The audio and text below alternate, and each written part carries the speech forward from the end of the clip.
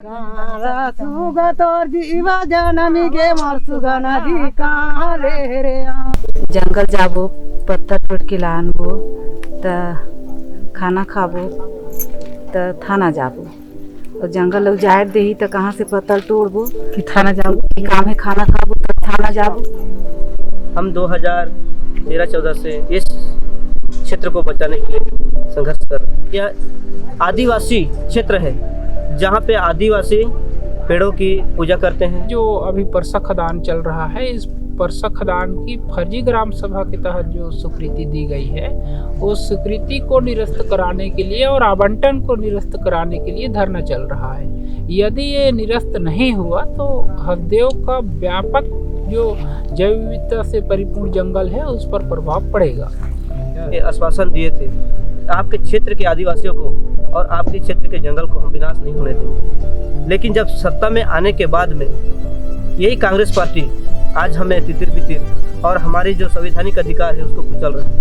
सरकार कहते कि जंगल में का लाभ है, तो हमला सब कुछ लाभ है जंगल में, चार चिरौंदी हर्रा बहेरा सब चीज हमला हर लाइन लाइन के खाथन पीथन उ करथन।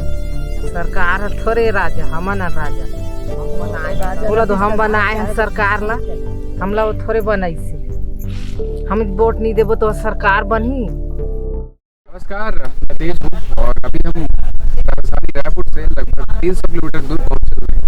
परसा कोल ब्लॉक वाला जो एरिया है, आप सुन पा रहे ये जो गर्जना है, या इस गर्जना से बचने के लिए, यानी कि अनियमित बारिश हो चाहे ऐसे प्रकृति के साथ जो दोहन होता है, इन सबको बचाने के लिए भी जरूरी है कि हम जंगल बचाएं। आप और हम जब एसी में जब बैठे हुए हैं, यानी कि 45 से 46 डिग्री सेल्सियस में जब आज तापमान पहुंच गया है, ऐसे में जो ये माताएं हैं आप और हमारे लिए जो है जंगल बचाने के लिए बैठी हुई है।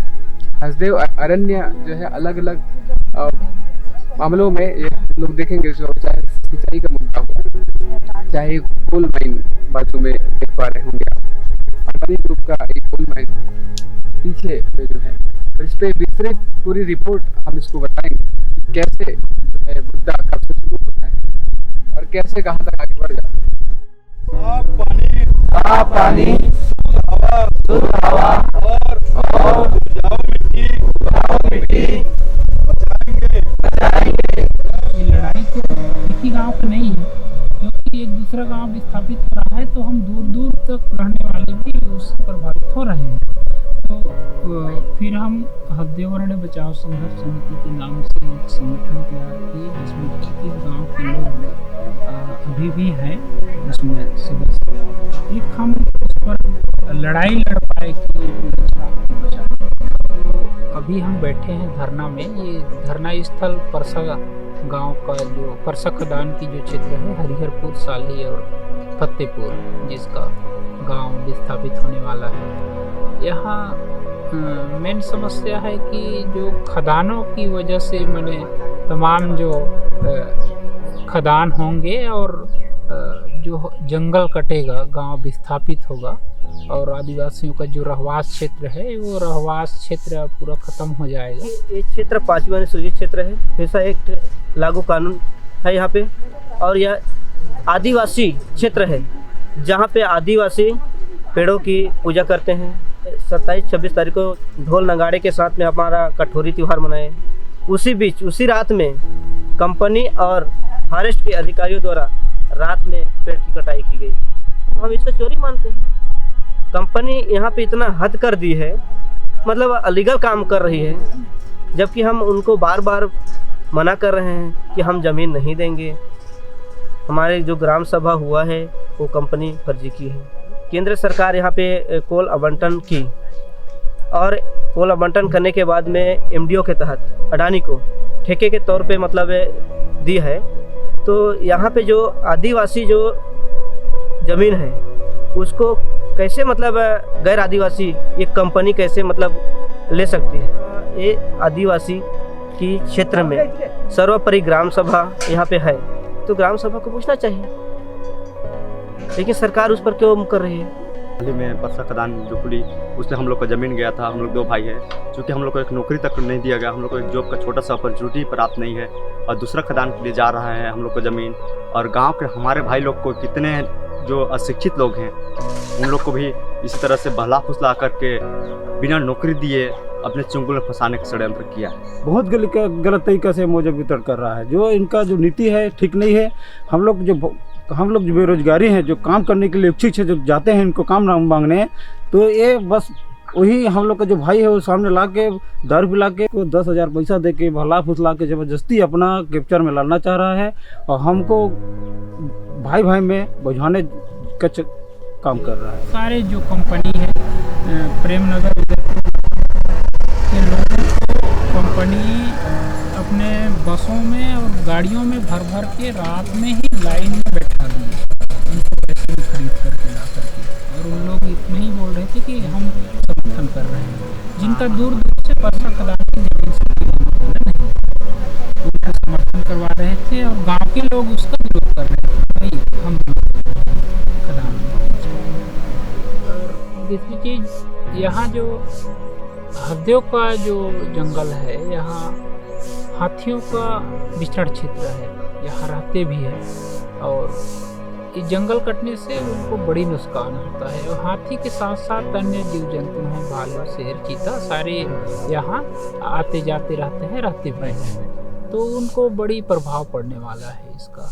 दूसरा चीज़ जो पानी से संबंधित है, हमारी जो हसदेव का नदी है, वो हसदेव नदी का जो सहायक नदियां हैं इसी क्षेत्र से निकलते हैं। जैसे टेम नदी है तो उस पर बड़ा खराब प्रभाव पड़ेगा है, और हसदेव नदी की पानी सूखने से जो कोरबा में बड़ी बड़ी जो पावर प्लांट लगे हैं वो बंद हो जाएंगे, और जांजगीर चांपा में 4 लाख हेक्टेयर की खेती ज़मीन की सिंचाई होती है। तो हसदेव नदी अगर पानी से कम होगा तो किसानों का भी जो खेती है उसका अस्तित्व भी खतरे में पड़ेगा।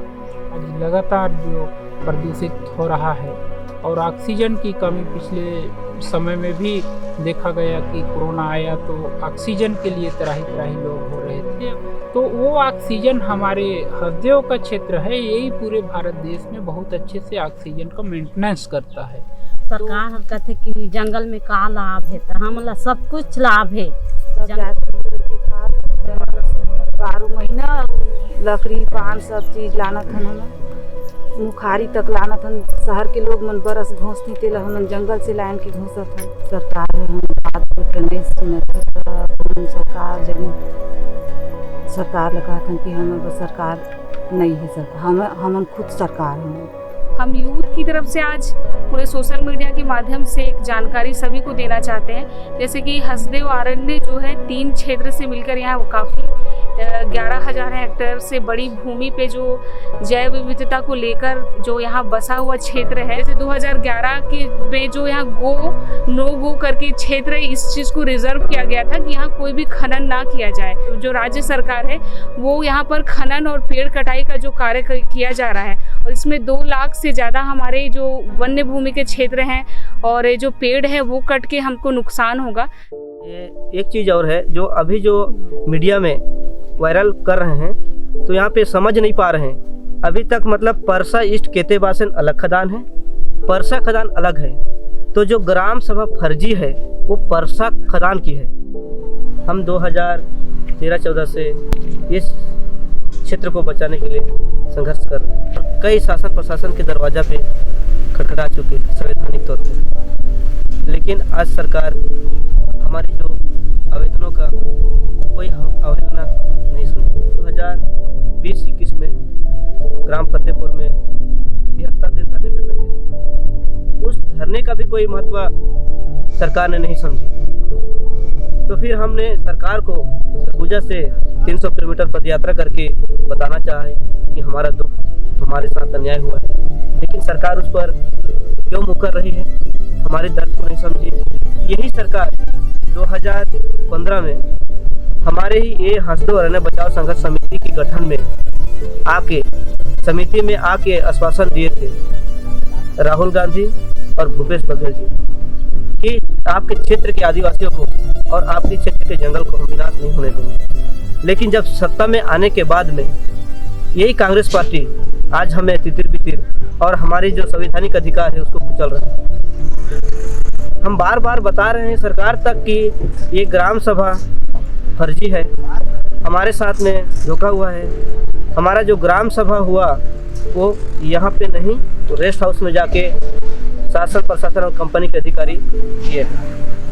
पद यात्रा के बाद में पुनः 2 मार्च 2022 को धरने पे बैठे हैं कि सरकार को हम ये बताने के लिए कि हमारे साथ जो अन्याय है उसका जांच करवाइए, या जांच नहीं करवाते हैं तो फिर हमारा आंदोलन आगे जारी रहेगा। मेरा नाम सरवन सिंह वरकड़े है, मैं हरिहरपुर का रहने वाला हूँ। हम लोग यहाँ धरना प्रदर्शन पे खाना पीना और रहना बसा सब यही होता है हम लोग का। और जितने भी देश विदेश से इस धरना को समर्थन देने के लिए, यहाँ हसदेव अरण्य संघर्ष समिति को बचाने के लिए, जंगल ज़मीन को बचाने के लिए और आते हैं, उन लोग के लिए एकदम उत्तम व्यवस्था रहता है खाना पीना का। और उन लोग यहाँ समर्थन देके और उन लोग को खाना पीना खिला के, जो हम लोग का लकड़ा पेज बनता है गांव देहात में, उस सब को हम लोग खिला पिला के खा पी के जाते हैं उन लोग। सुगा तोर जीवा जनमी के मोर सुगा नदी कहाँ ले रे आता, ये मोर सुगा नदी कहाँ ले रे आता।